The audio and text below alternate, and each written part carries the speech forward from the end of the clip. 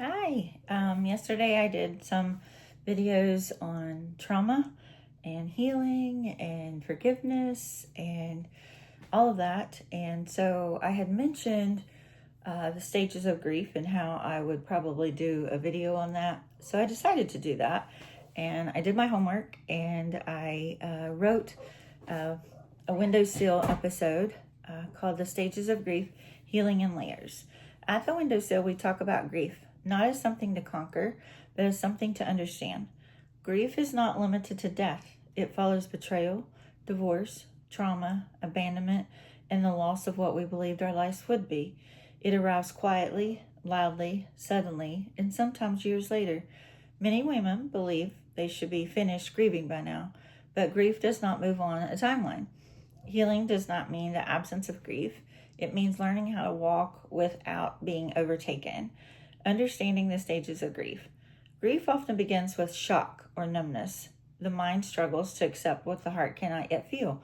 This may look like emotional detachment, disbelief, or feeling strangely calm. This stage protects the body from being overwhelmed too quickly. As reality settles in, grief can surface as anger.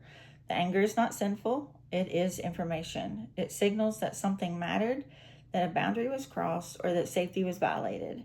Anger often emerges when truth is no longer denied. There are seasons of questioning where the heart replays events and searches for meaning.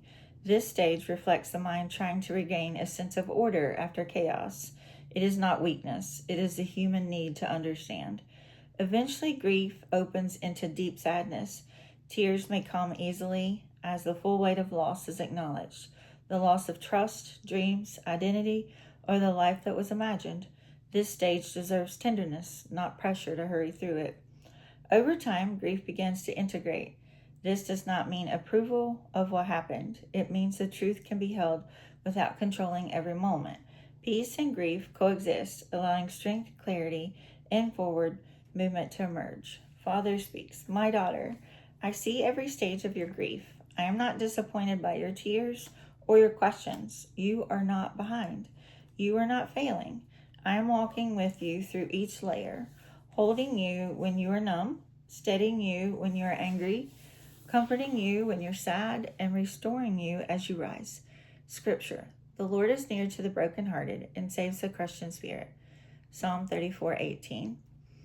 He heals the brokenhearted and binds up their wounds. Psalm 147:3.